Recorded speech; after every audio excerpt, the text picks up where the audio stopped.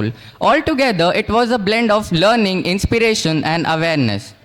Now, with great honor, we invite Shri Prashant Chaubey sir. Let's have a big round of applause. नहीं रहा है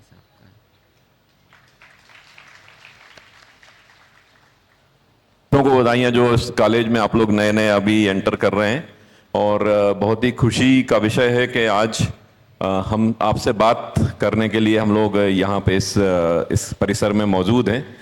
कहा गया है कि यूथ की क्राइम प्रिवेंशन में जो रोल है उस पर चर्चा करें और हम लोग पुलिस वाले हैं तो हम लोगों से हर जगह पुलिस की बात कराई जाती है। हम लोगों को समझा जाता है कि हम लोग अपराध और उसके बाहर कहीं जाते ही नहीं है। तो मैं आपसे चाहता हूं कि पुलिस वाले होने के साथ साथ एक ह्यूमन बीइंग के तौर पर और एक मैं जो मेरे लिटरल रुचि रही है तो मैं राइटिंग भी की है, मैंने कुछ किताबें भी लिखी हैं और सोशल मीडिया पे भी एक्टिव रहता हूँ। बहुत सारे अवेयरनेस कैंपेन चलाते हैं हम लोग, इनोवेशन भी करते हैं, कई सारे इनोवेटिव अवार्ड, नेशनल अवार्ड्स भी मैंने जीते हैं। तो कुछ और बात करेंगे फिर पुलिस की बात करेंगे। रेडी हैं आप लोग? प्रोफेशनल होना चाहिए, बी प्रोफेशनल। मैं लंदन गया था, वहां पे इंडियन एक हमारे मित्र हैं जो कि किसी होटल में एचआर हैं और वो एचआर मैनेजमेंट का काम कर रहे हैं। तो उनसे पूछा मैंने, कहा आप इंडियन हो, अच्छा इंडियन की भर्ती कर लिया करो, रोजगार इंडियंस को मिलेगा और लंदन में इंडियन बढ़ेंगे, क्योंकि वहां पे होड़ चल रही है कि पाकिस्तानी ज्यादा, कि बांग्लादेशी ज्यादा, कि इंडियन ज्यादा। तो मैंने कहा इंडियन ज्यादा होना चाहिए, इंडियन लोग अच्छे होते हैं। तो उन्होंने कहा यार इंडियन अच्छे तो होते हैं लेकिन साहब दिक्कत ये है कि इंडियन लोग प्रोफेशनलिज्म थोड़ा सा कमजोर है, इसलिए मैं बहुत प्रयास करता हूं लेकिन भर्ती कम कर पाता हूं या नहीं कर पाता हूं, क्योंकि डिमांड जो है प्रोफेशनलिज्म की। तो प्रोफेशनलिज्म क्या है और हमें प्रोफेशनल होना चाहिए, कैसे हम प्रोफेशनल हो सकते हैं, ये एक बहुत बड़ा मुद्दा मैं समझता हूं युवाओं के साथ, स्टूडेंट के साथ है। अगर कोई व्यक्ति प्रोफेशनल है तो वो जीवन में सक्सेस जरूर होगा। करियर के मामले में, लाइफ के टेंडेंसीज के मामले में, किसी भी मामले में व्यक्ति अगर प्रोफेशनल है तो उसके निर्णय वैसे होंगे, उसकी कम्युनिकेशन वैसा होगा, उसकी पूरी चाल ढाल, विचार, आचार सब कुछ ऐसा होगा कि वो सफल हो जाएगा। आज तक मैंने ऐसा कोई व्यक्ति नहीं देखा, कोई ऐसा बच्चा नहीं देखा जो कि प्रोफेशनल बिहेवियर रखता है, प्रोफेशनल एटीट्यूड का आदमी है और वो असफल रहा हो करियर के मामले में। तो हमें प्रोफेशनल एटीट्यूड डेवलप करना है। अब प्रोफेशनलिज्म क्या है, कैसे हम प्रोफेशनल होंगे? एक तो सबसे बड़ी बात याद है कि जब प्रोफेशनल की बात हम करते हैं तो हमारे मन में सबसे बड़ा विचार आता है कि प्रोफेशनल का मतलब बहुत ही व्यवसायिक, बहुत ही गंदा टाइप का आदमी जो बहुत ही स्वार्थी होगा, बहुत ही ज्यादा अपने बारे में सोचेगा, अपने हित साधने के लिए दूसरों को लात मार देगा, दूसरे को गिरा देगा, दूसरे का नुकसान कर देगा। ये हमारे मन में एक ट्रेडिशनल धारणा है, पूर्वाग्रह है। हमने कई सालों को हम लोग बात करते हैं, वो बताते हैं कि साहब अरे बहुत प्रोफेशनल आदमी है वो, तो उसको नेगेटिव रूप में ले जाते हैं। जबकि मेरा आप सबसे कहना है प्रोफेशनल होना कोई नेगेटिव बात नहीं, बहुत पॉजिटिव बात है। और प्रोफेशनल होने का मतलब कतई नहीं है कि वो इमोशनल नहीं होगा, उसका मतलब कतई नहीं है कि वो स्वार्थी होगा, उसका कतई मतलब नहीं है कि वो दूसरे के हितों का संरक्षण नहीं करेगा।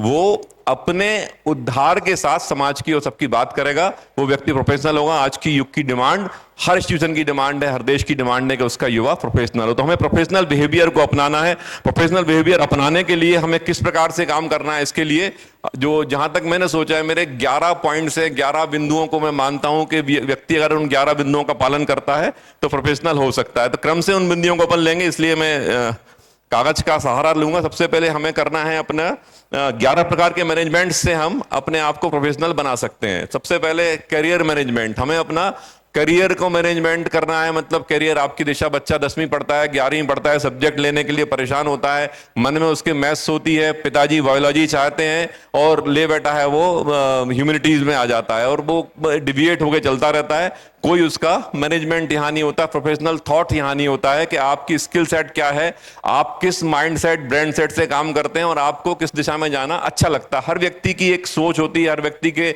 ब्रेन के डेवलपमेंट अलग अलग प्रकार के होते हैं, हर व्यक्ति के पूर्वाग्रह और उसके संस्कार अलग अलग प्रकार के होते हैं, जिनके व्यक्ति आगे बढ़ के काम करके सफल हो जाता है। अगर विराट कोहली को हम डॉक्टर बनाने का प्रयास करते हो, वो अच्छा डॉक्टर बन भी जाता, लेकिन वो विराट कोहली नहीं बन पाता। विराट कोहली के लिए विराट कोहली का फील्ड ही अच्छा था, वो फील्ड उसको मिल गया। और हर व्यक्ति के साथ ऐसा होता है। बहुत सारे लोग, 90% ऐसे लोग हैं जो अपने एक्चुअल फील्ड में नहीं जाते हैं, जा नहीं पाते हैं, या जाना नहीं चाहते हैं, या जाने का सोच भी नहीं पाते हैं, और वो लोग परेशान होते हैं। और इसी प्रकार के लोग बन जाते हैं कि एक अच्छा क्रिकेटर डॉक्टर बना बैठा है, अच्छा डॉक्टर जो है सिंगिंग कर रहा है, अच्छा जो है पुलिस वाला जिसको बनना चाहिए वो जाके जो है दुकान में सामान तोल के बेच रहा है, अच्छा जो उसको प्रोफेशनल कंप्यूटर जो साइंटिस्ट होना चाहिए वो जाके कहीं ह्यूमैनिटीज पढ़ा रहा है कॉलेज में। तो इस प्रकार से 90% लोग हमारे समाज में, हमारा यूथ जो है करियर मैनेजमेंट की क्राइसिस से ग्रसित है। साथियों, बच्चों, मेरा आपसे कहना है कि अब नया दौर जो है वो स्किल का दौर है, और निश्चित तौर पर इस दौर में आपकी अनंत संभावनाएं, छोटी छोटी चीजों को लेकर आपको म्यूजिक साइंटिस्ट जो होता है, म्यूजिक टेक्नीशियन जो होता है, म्यूजिक में भी किस प्रकार की गिटार टेक्नीशियन है, या जो है सैंडविच बनाने का जो है सैंडविच बनाने वाला जो है ऑफिशियल है, या जो आपने सुना होगा एक नेचुरल्स आइसक्रीम का नाम किसने सुना है? नेचुरल आइसक्रीम का नाम किसने सुना है? कम लोगों ने सुना है। आप लोगों ने। नेचुरल एक बहुत बड़ा ब्रांड है आइसक्रीम का। अगर एक बार कोई उसकी आइसक्रीम ले लेता है तो उसके यहाँ लाइन लग के बिकती है आइसक्रीम्स, और जो भी जिनके आउटलेट्स आपने देखे होंगे, इंदौर में खूब सारे हैं, भोपाल में भी हैं और अन्य बड़े शहरों में रहते हैं। बहुत ही क्वालिटी आइसक्रीम उनकी होती है और बहुत बहुत बड़ा एक सक्सेस स्टोरी है उनकी। जो ब्रांड बनाने वाले हैं, नेचुरल्स को खड़ा करने वाले नेचुरल के जो ओनर हैं, आज वो थाउजेंड्स करोड़ के आदमी हैं, और उनका स्किल एक था। उनका स्किल ये था कि फल की क्वालिटी को पहचानने का, फल को देख के, फल को सूंघ के फल की क्वालिटी का अंदाज लगाने का स्किल उनके पास था। उस स्किल से, जिस स्किल के बारे में हम सोच भी नहीं सकते कि स्किल इतना बड़ा ब्रांड मेकर बना सकता है, वो ब्रांड मेकर बने। और ब्रांड मेकर इसलिए बन गया क्योंकि उन्होंने अपने स्किल को पहचाना, उस स्किल से आगे बढ़े। तो ये छोटी सी कहानी है कि एक व्यक्ति है जो जिसको पिताजी फल बेचने का काम करते हैं, वो व्यक्ति भी पिताजी के साथ सीख सीख के फल की जो है क्वालिटी पहचानना समझ जाता है कि फल, कौन सा फल अच्छा होता है, कौन सा बुरा होता है, किस फल में क्या क्वालिटीज हैं, कौन सा मीठा होगा, खट्टा होगा। वो उस क्वालिटीज को डेवलप करता है, उस स्किल को डेवलप करके कहता है, ये स्किल पापा जी मेरे को यहाँ रहने का नहीं है, फल बेचने का नहीं है, मैं काम करूंगा, अपना ब्रांड खड़ा करूंगा। ब्रांड खड़ा करने के लिए जाता है मुंबई में, जाके वो पाव भाजी का ठेला, लोग पाव भाजी ज्यादा खाते हैं, उसने कहा आइसक्रीम कोई नहीं खाएगा, पाव भाजी का ठेला लगाता है, साथ में वो आइसक्रीम फ्री में बांटता है लोगों को। धीरे धीरे धीरे लोगों को लत लग जाती है, पाव भाजी किनारे हो जाती है, आइसक्रीम बन जाती है, आइसक्रीम का स्टॉल, स्टॉल से मल्टी स्टॉल, मल्टी स्टॉल से ब्रांड, ब्रांड से मल्टी ब्रांड। आज उसकी फ्रेंचाइजी लेने के लिए लोगों की लाइनें लगा करती हैं, लेकिन फ्रेंचाइज वो देता नहीं है। जब वो क्वालिटी देख लेता है कि आपकी क्वालिटी है, आपकी पोटेंशियल है, और फिर उसके बाद माल है कि नहीं। तो 1000 करोड़ का आदमी बन गया। स्किल एक, फल को पहचानने की क्षमता। तो कोई भी छोटा सा स्किल हमें कहीं भी सफलता के पायदान पर खड़ा कर सकता है। हमें ध्यान रखना है कि हमें अपने बेसिक, जो हमारा कैरियर नेचर है, बेसिक हमारी जो हमारा skill set, brand set, mind set है, उसको पहचान के हमें काम करना है। उसको पहचाने काम करते हुए सक्सेस होना है। पहला मैनेजमेंट करियर मैनेजमेंट पे काम करना है। दूसरा मैनेजमेंट परसेप्शन मैनेजमेंट। हमारे परसेप्शन बहुत इंपॉर्टेंट होते हैं। परसेप्शन आदमी को जंग लड़ा देता है, परसेप्शन आदमी को राजा से रंग और रंग से राजा बना देता है। परसेप्शन हमारे पूर्वाग्रह है, हमारे विवेक हैं। जैसा कि हम कहते हैं ना, ज्ञान जो होता है, ज्ञान किताब से पढ़ा जाता है, विवेक हम अनुभव से सीखते हैं। और अनुभव जब नेगेटिव रूप में जाता है, पॉजिटिव होता है, तो विवेक बन जाता है। नकारात्मक नेगेटिव होता है तो पूर्वाग्रह कहलाता है। पूर्वाग्रह क्या है कि ये व्यक्ति खराब होते हैं, ऐसे लोग ऐसे होते हैं, ये पूर्वाग्रह बन जाते हैं। तो हमें अपने विवेक और पूर्वाग्रह जो सब मिलकर हमारा परसेप्शन बनता है। परसेप्शन व्यक्ति को ऊपर से नीचे, नीचे से ऊपर कर देता है, पलट के रख देता है दुनिया को। परसेप्शन काम करता है। परसेप्शन कैसे काम करता है? परसेप्शन ऐसे काम करता है, एक व्यक्ति हमारे ऑफिस में काम कर रहा है और दूसरा व्यक्ति भी काम कर रहा है। एक व्यक्ति का परसेप्शन ये है कि सरकारी नौकरी मिल गई है, इतनी कीमत से मिली है, बेरोजगार रहते तो क्या करते, बेरोजगार रहते तो कितनी बुरी हालत होती, हो सकता है भूखे मर रहे होते, हो सकता है पता नहीं चोरी कर रहे होते।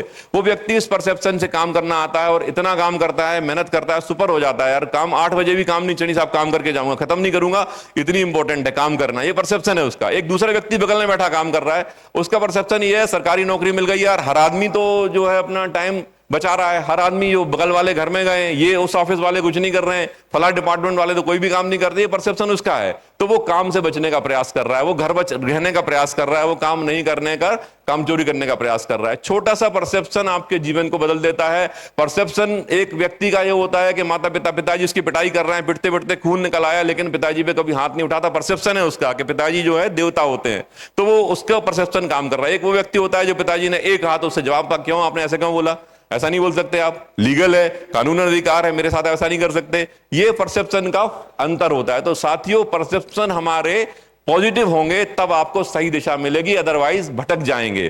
परसेप्शन मैनेजमेंट बहुत इंपॉर्टेंट है। हमारे परसेप्शन किस चीज के बारे में क्या है, हमारे पूर्वाग्रह दुराग्रह, हमारा विवेक क्या है, हमारा निर्णय लेने की क्षमता किस प्रकार से विवेक हमारा स्थापित कर रहा है, हमें देखना पड़ेगा। चीजों के बारे में परसेप्शन क्या है, पढ़ाई के बारे में परसेप्शन क्या है। आप बाई डिफॉल्ट पढ़ाई करते हैं, बाकी सब काम टाइम से करते हैं, कि बाई डिफॉल्ट काम करते हैं, पढ़ाई को भी एक छोटा सा काम के रूप में लेते हैं। एक व्यक्ति होता है जो 16 घंटे पढ़ता है घर में और बाकी काम करके आता है, फिर पढ़ाई में जुड़ जाता है कि बाई डिफॉल्ट पढ़ाई हमारा काम है। एक व्यक्ति जो होता है वो कहता है आधे घंटे पढ़ लिया, अब आराम करना पड़ेगा, आधे घंटे टीवी देखूंगा यार, उसके आधे घंटे खेलने जाऊंगा, उसके बाद आधे घंटे रील देखना है, फिर बच्चों से बात करनी है, साथियों से बात करनी है। परसेप्शन का पूरा खेल है। तो साथियों, परसेप्शन को पॉजिटिव बनाना पड़ेगा, टुवर्ड्स वर्क बनाना पड़ेगा, टुवर्ड्स कैरियर बनाना पड़ेगा, बताना पड़ेगा अपने आप को, आपके मन को कि बच्चा हमारा काम पढ़ाई करना है, हमारा मूल उद्देश्य पढ़ाई है, मेन काम हमारा पढ़ाई करना है। तो पढ़ाई करने के लिए हमें टाइम निकालना नहीं चाहिए, हमारा टाइम तो बाकी काम के लिए निकलेगा, पढ़ाई तो हमें करनी है। ये परसेप्शन है। ये परसेप्शन अगर आपका होगा तो निश्चित तौर पर आप अच्छा काम करेंगे, अच्छी पढ़ाई करेंगे। नानक जी का नाम सबने सुना है, गुरु नानक देव का सुना है कि नहीं यार? गुरु नानक जी जो है जब युवावस्था में थे तो उनके पिताजी ने उनसे कहा था कि जाओ भाई तुम नौकरी करो। उनको वो भगवान की तरह थे, वो बहुत सारी चीजें चमत्कारिक करते थे, ध्यान में रहते थे, भगवान के ध्यान करते थे। तो उनको मोदी खाने, सुल्तान के मोदी खाने में नौकरी पे लगा दिया गया। अब मोदी खाने में नौकरी करने गए तो वो तो नानक जी थे, तो जो भी गरीब आया उसको देना शुरू करें, अनाज दे रहे हैं। मोदी खाना वो जगह होती है जहां अनाज दिया जाता है, अनाज रखा हुआ दिया जाता है, लगातार अनाज दे रहे हैं। 13 आया, 13 करके एक बार 11, 12, 13 होते वो देना शुरू कर देंगे, देते जाएंगे। सुल्तान को शिकायत हुई तो सुल्तान ने कहा कि यार ये गलत गड़बड़ हो रही है हमारे मोदी खाने में। अकाउंटेंट की टीम में डाल दी। अकाउंटेंट की टीम आती है और पूरा अकाउंट्स चेक करती है। उसके बाद पता चलता है कि 746 रुपए सुल्तान के नानक जी के ऊपर बन रहे हैं। सुल्तान पागल हो गया। सुल्तान आया, नानक जी के पैर में गिर गया। उसने कहा अरे नानक जी ऐसा कैसा, आप इतना बांटते उसके बाद भी उल्टा अकाउंट आपकी तरफ बन रहा है। तो नानक जी ने कहा था कि सुल्तान तू सोचता है कि मैं सुल्तान की नौकरी करता हूं, मैं सुल्तान की नहीं भगवान की नौकरी करता हूं। दुनिया में हर आदमी भगवान की नौकरी करता है।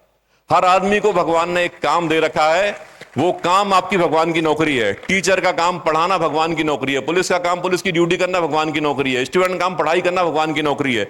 हम भगवान की नौकरी अच्छे से करें। हमारा जो क्रिकेटर का काम क्रिकेट खेलना है, देश के लिए खेले, अपने आप को डेवलप करे, उच्च स्तर पर जाए, भगवान की नौकरी है। चिकित्सक का काम इलाज करना भगवान की नौकरी है। अगर हम अपनी भगवान की नौकरी अच्छे से करेंगे, हर व्यक्ति के पास एक भगवान की नौकरी है, उस भगवान की नौकरी को अच्छे से करेंगे, निश्चित मान के चलिए आपका सही काम होगा, परसेप्शन सही डेवलप होगा, आप सही तरीके से आगे बढ़ते जाएंगे।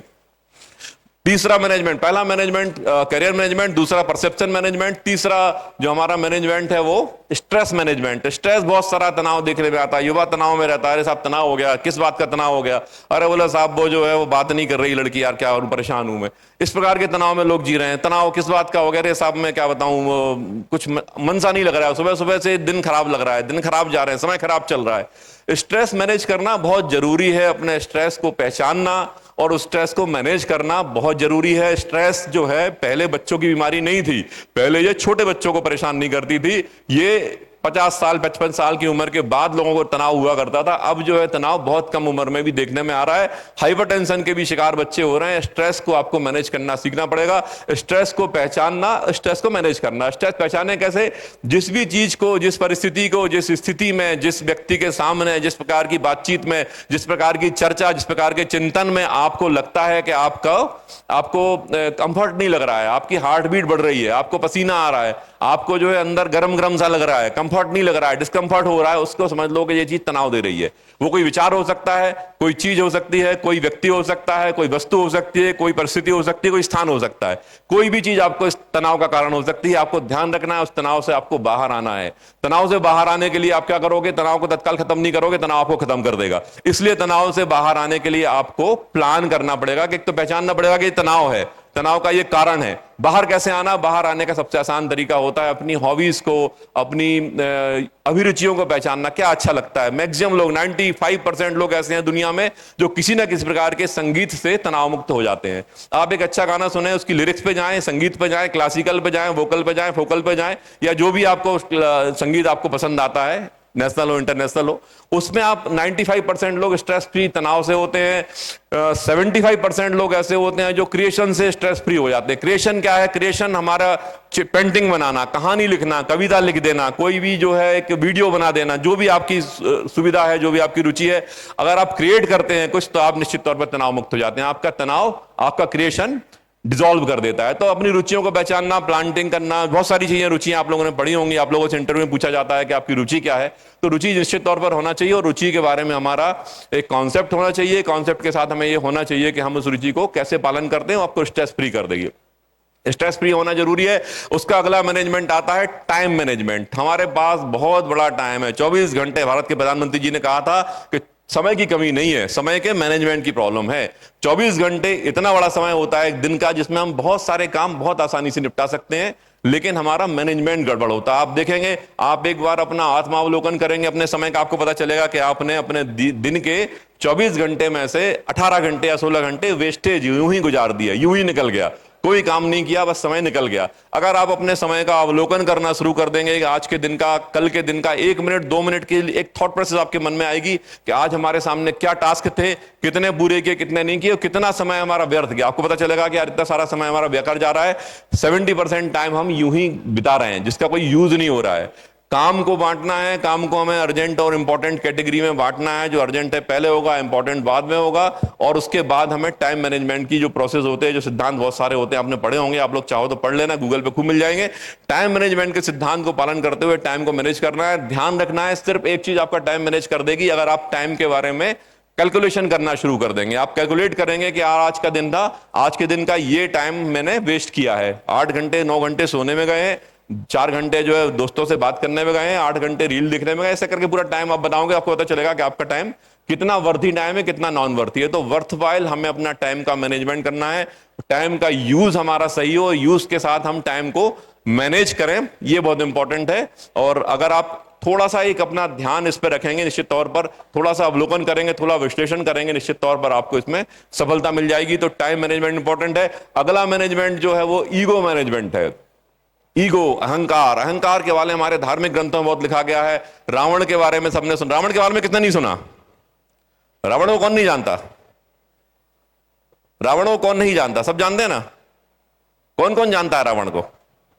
ये बात अब ऐसा लगा कि आप लोग जागृत हैं। तो रावण को सब जानते हैं। हम रावण की जो मुख्य रूप से रामचरितमानस की जो मूल है, वो मूल ये है कि अहंकार को हमें छोड़ना है। भगवान श्री राम बहुत ताकतवर हैं, भगवान के अवतार हैं, लेकिन वो अहंकार नहीं करते हैं। और रावण जो है वो शास्त्र भी जानता है, पढ़ा लिखा भी है, सब कुछ है, संगीत भी जानता है, क्रिएटर भी है, इनोवेटर भी है, बहुत बड़े राज्य का स्वामी भी है, सोने की लंका उसके पास है, लेकिन अहंकार है। अहंकार इतना जबरदस्त है उसका कि अहंकार उसको खत्म कर देता है, पानी मिला देता है। ईगो एक बहुत बड़ा फैक्टर है हमारे यहाँ रुकावट का। हमारे जीवन में ईगो जो फैक्टर है वो आपको रुकावट पैदा करता है, बार बार आपको रोक देता है, आपको डिफरेंट लोगों के साथ कम्युनिकेशन में, डिफरेंट चीजों के प्रॉब्लम के रिजॉल्व करने में, डिफरेंट कैटेगरी पे आगे बढ़ने में हमारा ईगो हमें रोकता है। तो ईगो का मैनेजमेंट करना बहुत जरूरी होता है। साथियों, 2 इंडेक्स होते हैं, एक होता है वर्थ इंडेक्स, एक होता है ईगो इंडेक्स। जिस व्यक्ति का ईगो इंडेक्स बहुत हाई होता है, वर्थ इंडेक्स जिसकी कम होती है, जिसकी जो नेटवर्थ है, जिसकी जो व्यक्तित्व की नेटवर्थ जो है वो कमजोर है, वो व्यक्ति हमेशा सुसाइड कर लेता है। ध्यान रखना बच्चों, ईगो इंडेक्स और वर्थ इंडेक्स हमें कैलकुलेट करके चलना है। हमारी वर्थ कितनी है, हमारी क्या वर्थ है। मैं ऐसे टीआई में आया हूं, मेरे को गेट से ही जो है बहुत सारे लोग स्वागत करेंगे, ढोल बजेगा, धमाका बजेगा, बहुत सारी मालाएं पहना दी जाएंगी, लोग हाथों में उठा के लाएंगे, मंच तक मैं पैदल नहीं चल के आऊंगा, यहां खड़ा होऊंगा तो 4 एसी लगे होंगे। ये हमारी ईगो इंडेक्स है, ईगो की डिमांड है। और मेरी वर्थ क्या है कि मेरे को खुद आना है अंदर, मेरे को खुद चल के आना है, मंच पे पहुंचना है, सर से कहना है, सर मैं बोल दूं क्या? तो ये मेरी वर्थ है। तो आप अगर वर्थ और ईगो के बीच में डिफरेंस होगा ना, तो क्या होगा, व्यक्ति सुसाइड कर लेगा। वो कहेगा यार मैं नहीं जी पाऊंगा इस दुनिया में, मेरी इतनी सारी डिमांड्स है ईगो की और हमें मिल क्या रहा है, कुछ नहीं मिल रहा है।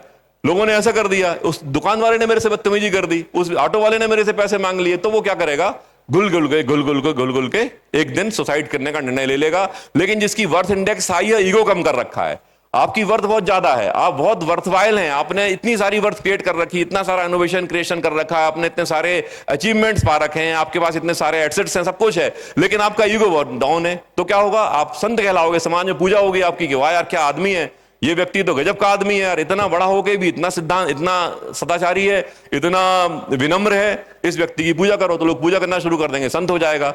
ईगो और वर्थ के बीच के डिफरेंस को कम करना, हम सब सामान्य लोग हैं, हमें ना संत बनना है ना सुसाइड करना है, हमें अपने आप को मैनेज करना। हमारी जो ईगो है वही हमारा वर्थ है, जितना हमारी डिमांड है उतनी हमारी आपूर्ति है।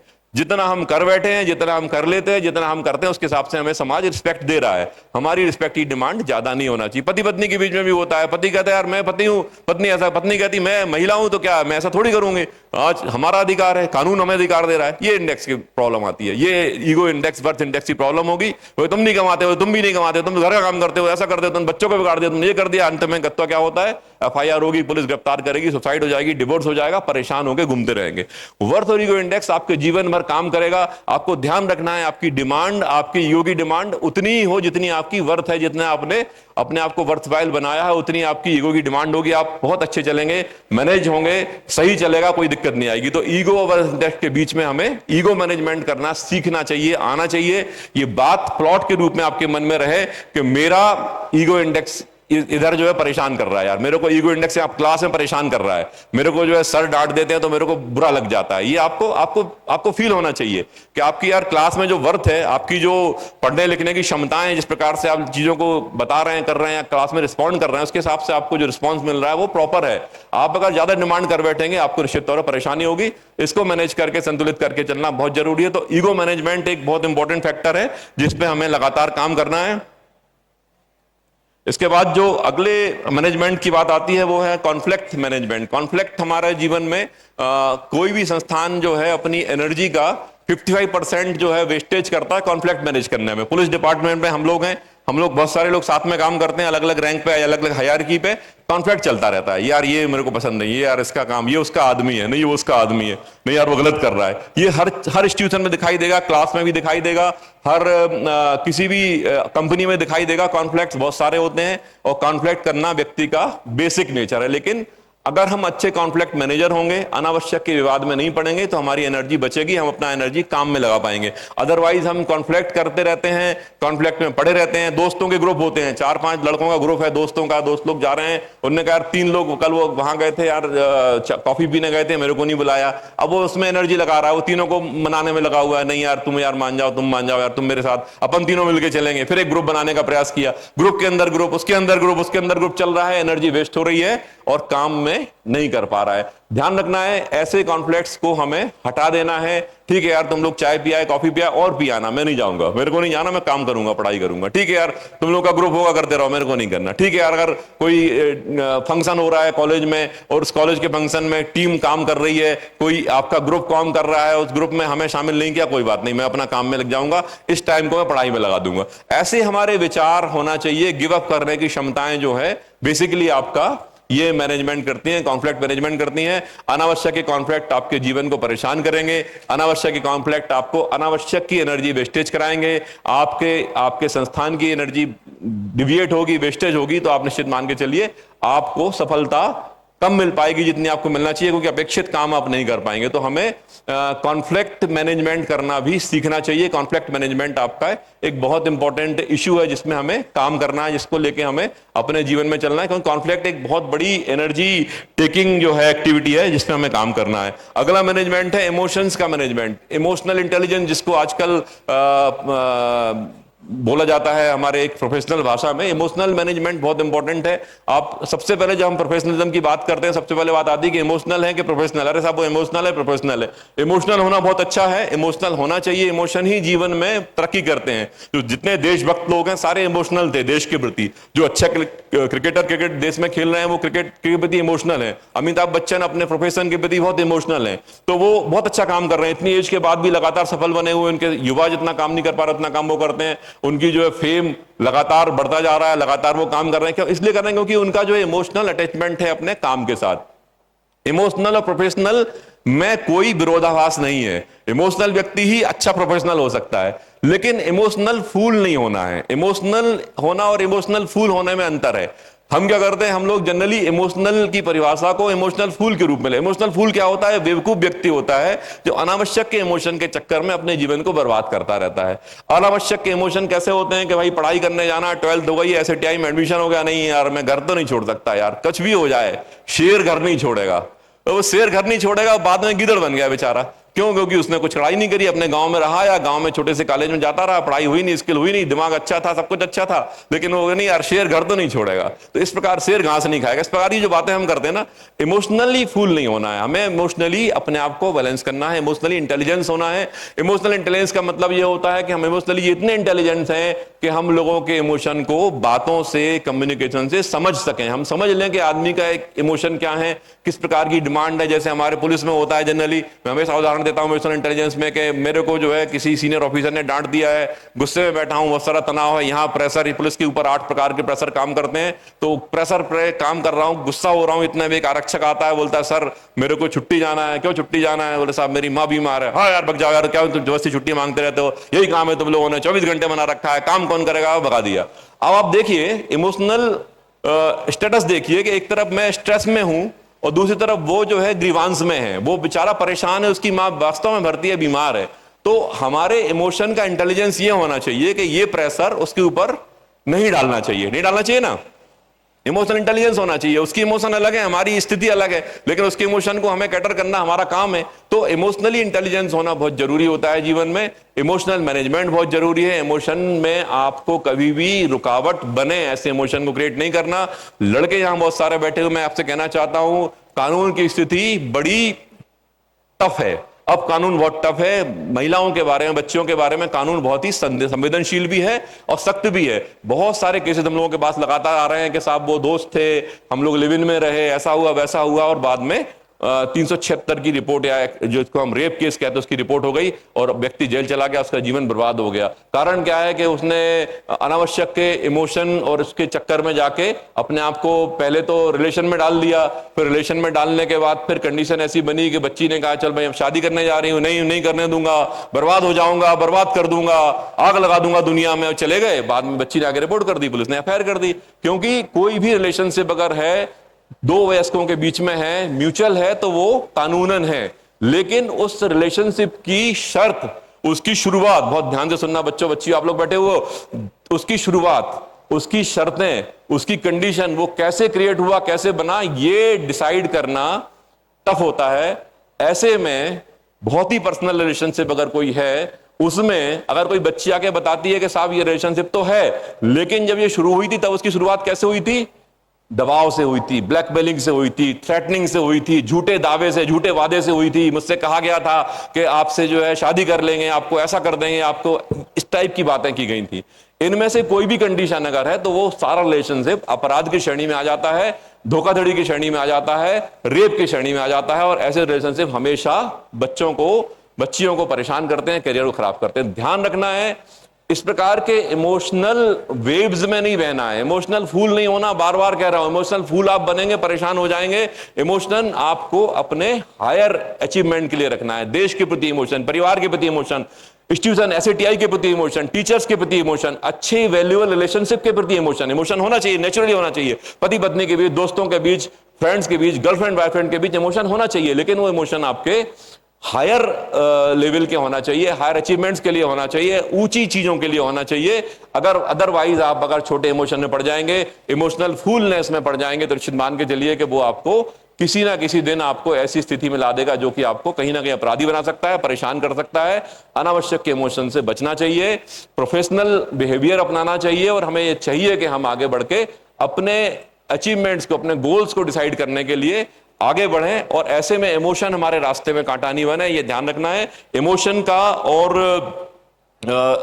और प्रोफेशनलिज्म का कोई कॉन्फ्लिक्ट नहीं है, कोई विवाद नहीं है। इसके बाद आती है बात मोरल मैनेजमेंट। हमारे मोरल्स अगर जीवन में हम खो देते हैं, आदर्श की बात है, आप लोग कहोगे यार ये आदर्श की बात है, खूब सुनिए, सच बोलना चाहिए, ऐसा करना चाहिए, वैसा करना चाहिए। ये बातें बच्चों ध्यान रखना, अनुभव से बता रहा हूं कि ये बातें हैं और ये बातें रहेंगे, तभी हम अपने जीवन में उच्च रूप में अपने आप को, क्योंकि हमारा जो परसेप्शन है ना, सेल्फ परसेप्शन सबसे इंपॉर्टेंट होता है। कोई भी बात अगर आपके मन ने मानी कि गलत है और गलत कर दी है, तो आपका मन आपको सजा देगा, भले कोई और बाहर सजा देना दे। सेल्फ परसेप्शन बहुत इंपॉर्टेंट होता है।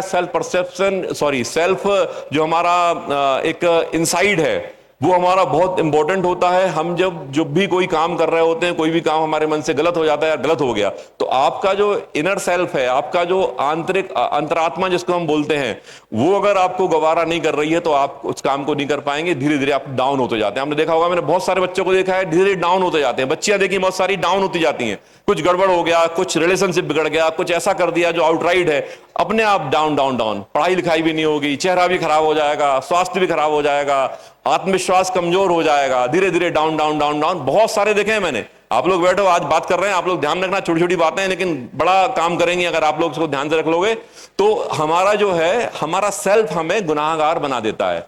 ध्यान रखना, मोरल्स इसलिए जरूरी है। हम अगर मोरल्स को मैनेज करेंगे, मोरल्स का मतलब है देशभक्ति, संस्कृति, संस्कार, परिवार, धर्म, दोस्ती यारी, हर चीज में मोरल हमारा। नहीं यार, ये हमारा मोरल है, हमारा इस सेट पैटर्न है, हमारा ये आदर्श है, सच है, हमारे अंदर सत्य है, सत्य की बात करता हूं, सत्य की न्याय की बात करता हूं, किसी को धोखा नहीं देता, गलत नहीं करता, गलत करने का प्रयास नहीं करता। ये हमारे अंदर अगर मोरल मैनेजमेंट है, मोरल्स को हमने कुछ स्थापित रखा है, तो निश्चित मान के चलिए आप अंदर से नहीं गिरोगे। अंदर से नहीं गिरोगे तो आपका आत्मविश्वास हाई रहेगा, आपका चेहरा अच्छा रहेगा, आपकी जो है स्वास्थ्य अच्छा रहेगा, आप बाकी सब कम्युनिकेशन में, बाकी लोगों से बात करने में अच्छे रहेंगे। इसलिए हमें मोरल को मैनेज करना है। आपको कहीं ना कहीं किस लेवल में मोरल होना है, आपका ये सिद्धांत होना चाहिए कि हमारा ये जीवन का सिद्धांत है, जीवन को सिद्धांतों पे जीता हूं और मेरा सिद्धांत ये है कि ये मोरल इंपॉर्टेंट है, देशभक्ति इंपॉर्टेंट है। जब बात करूंगा देश की बात करूंगा, जब बात करूंगा परिवार की बात करूंगा, तो परिवार की बात इज्जत से होना चाहिए। माता पिता का नाम सम्मान से लिया जाएगा, टीचर का नाम सम्मान से लिया जाएगा। टीचर के लिए कोई षड्यंत्र नहीं करूंगा,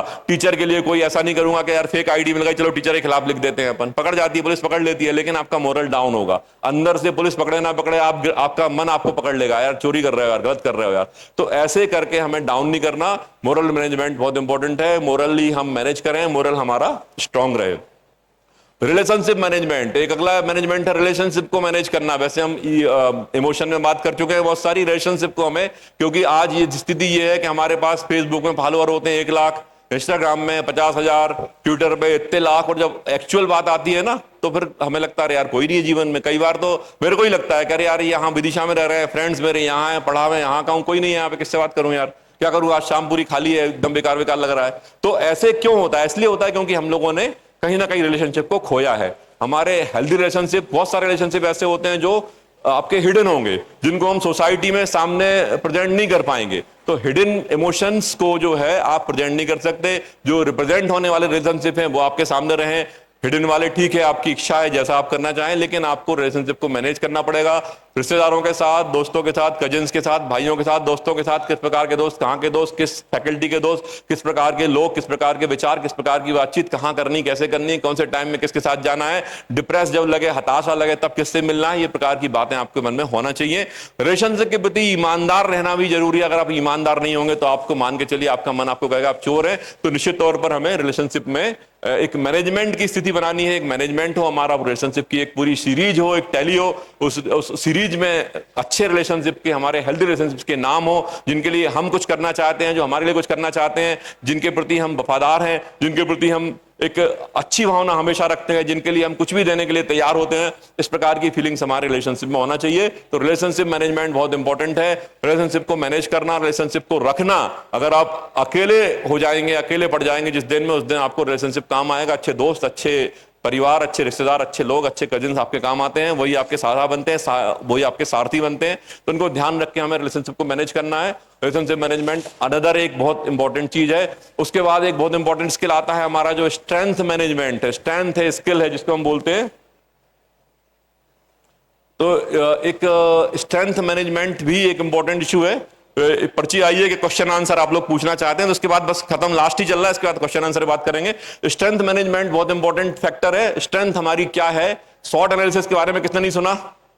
SWOT, SWOT, strength, weakness, opportunity, threats. SWOT किसी ने नहीं सुना? सुना है किसी ने? आप लोग 12th करके आपने सुना नहीं होगा। एक SWOT टेस्ट होता है, स्ट्रेंथ, वीकनेस, अपॉर्चुनिटी और थ्रेट्स। SWOT एक मैनेजमेंट का सिद्धांत है। बेसिकली हमें अपनी स्ट्रेंथ को पहचाननी पड़ती है। आपने देखा होगा ऐसे बहुत सारे लोग हैं, नाम नहीं लेना चाहता मैं, ऐसे लोग हैं जिन्होंने एक अपनी स्ट्रेंथ को ताकत बना के और बहुत बड़े लेवल पे चले गए, बहुत बड़ा उन्होंने सोसाइटी में चेंज कर दिया, पॉलिटिकल चेंज कर दिया, पॉलिटिकल लीडर बन गए, बहुत बड़ा स्ट्रॉन्ग क्रिएट कर लिया। और कोई गुण नहीं थे लेकिन एक गुण था, एक स्ट्रेंथ को उन्होंने बहुत बड़े गुण बना लिया, एक बहुत बड़ी ताकत बना लिया। तो हमें अपनी स्ट्रेंथ को पहचानना है, स्ट्रेंथ मैनेजमेंट बहुत जरूरी है। स्ट्रेंथ स्किल से जुड़ा हुआ है, क्या स्किल है, जैसे अभी कल परसों में बात कर रहा था, एक बच्ची से बात हो रही थी, वो दिल्ली में रहती है, तो उसने हमने कहा बेटा क्या करते हो आप, तो बोला मैं सब वो जो पेंटिंग्स होती है ना, पेंटिंग्स को बेचने का काम करती है कंपनी, ब्रोकरेज करती है, उसमें मैं फला फला मैनेजर हूं। मैंने कहा यार एक कंपनी है, पेंटिंग बनाती नहीं है, पेंटिंग क्या करती है, बनी बनाई पेंटिंग बेचती है, उस कंपनी में भी आप एक मैनेजर हो। मैंने कहा यार क्या कमाते होगे, कैसे वहां रहते होगे? अरे साहब नहीं, मैं तो 42,000 के फ्लैट में रहती हूँ और अच्छी खासी सैलरी पाती हूँ, और जब पेंटिंग्स बिकती हैं तो बड़ा पैसा मिल जाता है। तो मैंने कहा यार ये अलग टाइप का स्किल दिखाई दे रहा है। जैसे मैंने बताया ना कि एक वो फल की क्वालिटी जानने वाला एक इतना अरबपति आदमी बन गया कि नहीं बना, जो मैंने बताया अभी आइसक्रीम का नाम लिया था। तो वैसे ही ये लड़की ने बताया तो मेरे को आश्चर्य हुआ। एक कंपनी है जो ये काम कर रही, बोले साहब करोड़ों की पेंटिंग्स बिक जाती हैं, करोड़ों के जो आर्टिस्ट की पेंटिंग्स होती हैं उनको हम लोग, हमारी कंपनी लेती है, उनके फोटोज, उनके गैलरीज बनाती है, उसके बाद बड़े बड़े लोग जो इसके पसंद करने वाले वो सब आते हैं, वो खरीदते हैं, जब खरीद देते हैं तो हमारी कंपनी को उसका कमीशन मिलता है, उस कमीशन से हम लोगों को सैलरी मिलती है और अच्छी खासी हाई पेड सैलरी में काम कर रहे हैं। तो स्किल की ये स्थिति है कि स्किल, छोटा सा स्किल भी आपका अगर है, अगर आपने उसको काम किया है, उसको निखारा है, डेवलप किया है, तो वो तलवार बन के साथ आ जाएगा। वो कोई भी भेदन छेदन कर देगा, किसी का भी कुछ भी कर सकता है, कोई भी युद्ध जिता सकता है अगर आपने एक स्किल पे काम किया है। तो स्किल और स्ट्रेंथ मैनेजमेंट बहुत जरूरी है, इस पे हमें काम करना चाहिए। और आखिरी मैनेजमेंट है ट्रैक मैनेजमेंट। ट्रैक पे चलना है, ट्रैक से डिविएट नहीं। अगर आप क्रीज पे खड़े रहेंगे, मैं स्टूडेंट से हमेशा कहता हूं कि आपकी क्रीज पे आप खड़े बैटिंग कर रहे हो और 22 खिलाड़ी लगे हुए हैं, 22 फील्डर्स हैं और लगातार गुगली पे गुगली और बहुत तेज स्पीड की 180 किलोमीटर पर आवर की बॉल्स आ रही हैं। आपको वो तेज बॉल को भी खेलना है और धीमी बॉल को भी खेलना है, गुगली को भी खेलना है। 22 खिलाड़ी कैच करने खड़े हुए हैं, कहीं भी कैच हो सकते हो। अगर आपने ट्रैक पर सही चलते रहे तो आपको आपके लक्ष्य से कोई भटका नहीं सकता, आपका जीवन सुखद होगा, आप अपनी लक्ष्यों को पाकर अच्छे व्यक्ति के रूप में जीवन जिएंगे अगर आपने ट्रैक से गिरे नहीं। ट्रैक से गिरना क्या होता है? ट्रैक से गिरना होता है कि शराब पीने लगा, नशा करने लगा, गुटखा खाने लगे, रिलेशनशिप में झगड़ा कर लिया, बच्ची से दोस्ती थी, किसी फ्रेंड से दोस्ती थी, उससे लड़ लिया, लड़के जो है अपराध अपने ऊपर कायम करा लिया।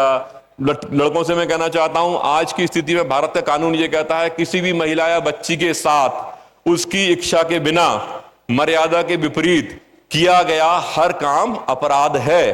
बच्ची आप लोग ही सुन लेना, किसी भी महिला या बच्ची के साथ इच्छा के बिना, मर्यादा के विपरीत किया गया हर काम अपराध है। बड़े काम तो छोड़ दो, छोटी छोटी चीजें, घूरना, पीछा करना, खड़े रहना, रास्ते में रोकना, आपको देख के तीसरे से बातें कर रहे हैं, दो दोस्त बात कर रहे हैं, इशारा आपकी तरफ है, आप जो है काम कर रहे हैं, साथ में कंप्यूटर पे कुछ भी गलत फोटो खोल ली, आपको देख के मोबाइल में कुछ भी निकाल लिया, ये सब चीजें अपराध है। सोशल मीडिया पे आप नहीं चाहते मैसेज कर रहा है बार बार, ये भी अपराध है।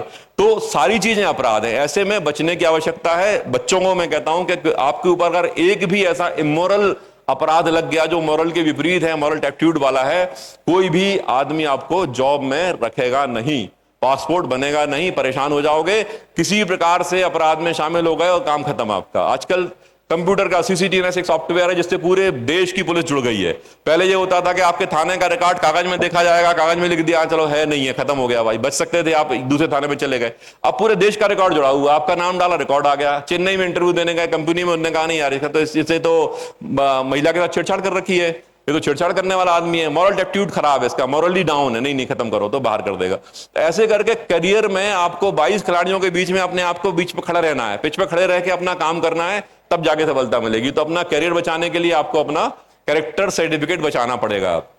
सोशल मीडिया पे बहुत सारी चीजें आती हैं, धर्म के खिलाफ, किसी धर्म के खिलाफ, किसी ईश्वर के खिलाफ, किसी की मान्यता के खिलाफ, आपने देखा शेयर कर दिया, आपने लाइक कर दिया, आपने कमेंट कर दिया, बाद में रिपोर्ट होती है, पुलिस एफआईआर कर देती है 295 किसी की धार्मिक मान्यताओं को हम इस देश में क्षति नहीं पहुंचा सकते, किसी भी धार्मिक मान्यताओं का हम उपहास नहीं कर सकते, अवहेलना नहीं कर सकते। हमारे देश का कानून है, आपका धर्म आप मानिए, आपका धर्म आप मानिए, सब अपना धर्म माने, कोई दूसरे के धर्म में बाधा नहीं पैदा कर सकता। अगर करेगा तो वो भी अपराधी 295 आईपीसी जो थी अब नई सेक्शन में नया आ गया है, वो अपराधी बन जाएगा, गंभीर अपराध है, सजा पड़ जाएगी, नॉन वेरिएबल केस है, जेल चला जाएगा। अब क्या होता है साहब, मैं तो ऐसे ही देख रहा था, सोशल मीडिया में आया था, मैंने शेयर कर दिया।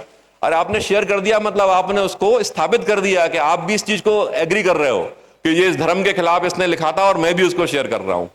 आपने लाइक कर दिया, आपने लाइक किया तो क्या होगा, नोटिफिकेशन जाएगा 17 जगह के फला फला सो एंड सो लाइक फला फला। अब आपका नोटिफिकेशन क्या है, प्रसार हो गया। कानून की भाषा में यह हो गया कि आपने इस चीज को प्रसारित कर दिया, अपराधी बन गए। तो अपराध से बचना है, अपराध की चीजें, इसके अलावा साइबर फ्रॉड और बहुत सारे फ्रॉड आजकल चल रहे हैं, इन सबसे बचने की आवश्यकता है। अलर्ट रहना जरूरी है, अलर्ट रहेंगे, अवेयरनेस की चीजों को सुनेंगे, देखेंगे, पढ़ेंगे, तब जाके हम अपने आप को बचा पाएंगे। अपराधी बनने से ही बचना है और अपराध का शिकार होने से ही बचना है, तब जाके हम इन 11 मैनेजमेंट को पालन करके प्रोफेशनल बन पाएंगे। तो मेरा आप सबसे अनुरोध है कि इन 11 मैनेजमेंट का पालन करें और अपने जीवन में कहीं ना कहीं इनको स्थान दें। ये 11 दिन के 11 लेक्चर हैं, लेकिन आज कोई जल्दी करना था तो एक दिन में अपन ने पूरा कर लिया। तो अपन को 11 चीजों को ध्यान रख के अपना मैनेजमेंट प्लान बनाना है और प्रोफेशनल बनने का प्रयास करना। आप जितने शार्प प्रोफेशनल होंगे उतनी आपकी कदर दुनिया में बढ़ेगी, उतनी आपकी इंपॉर्टेंस बढ़ेगी, उतना आपका फैमिली, परिवार, कॉलेज और इंस्टीट्यूशन आपको सहायता करेगा, अच्छा करेगा, और आप निश्चित तौर पर जाके लक्ष्य को प्राप्त करने में, अपने आप को अच्छा इंसान बनाने में, जो कि हमारा मूल लक्ष्य है, सफल हो पाएंगे, भगवान की नौकरी अच्छे से कर पाएंगे। जय हिंद, जय भारत। प्रश्न है किसी का कोई? क्राइम प्रिवेंशन में आपकी भूमिका बहुत इंपॉर्टेंट है और क्राइम प्रिवेंशन के बारे में जानना जरूरी है। जैसे कि मैंने कहा, अपराधी बनने से ही बचना, अपराधी होने से ही बचना है, और हमें अपराध की जानकारी देना, अपराध को सहन नहीं करना बहुत इंपॉर्टेंट है। बच्चियों के लिए विशेष कर कह रहा हूं, अपराध को पहले लेवल पे ही रुकना है। पहले लेवल पे अगर अपने को लगता है, रिपोर्ट करें, चेतावनी दें, कॉलेजें बताएं, विशाखा कमेटी हर कॉलेज में होती है, यहां भी होगी, वहां बताएं, नहीं तो थाने आ जाएं। पुलिस की बहुत सारी हेल्पलाइंस हैं, बहुत सारे नंबर हैं, EFIR आजकल होती है, MP cop, MP police app, MP police website, किसी पे भी आप EFIR भी कर सकते हो। डायल 112 करोगे तो पुलिस आपके पास आ जाएगी। बहुत सारे फील्ड्स हैं अपने बचने के। अपराध स्वीकार नहीं करना, अपराध सहन नहीं करना, पहले स्टेज पे अपराध का दमन कर देना है। तो ये ध्यान रखना है बच्चों को भी ध्यान रखना है कि अच्छे नागरिक बनने के लिए हमें बच्चियों का, महिलाओं का, सबका सम्मान करना सीखना है, अपराधी होने से बचना है, ताकि हमारा कैरेक्टर वेरिफिकेशन सही रहे। प्रश्न तो नहीं किसी का? कोई प्रश्न तो नहीं किसी का?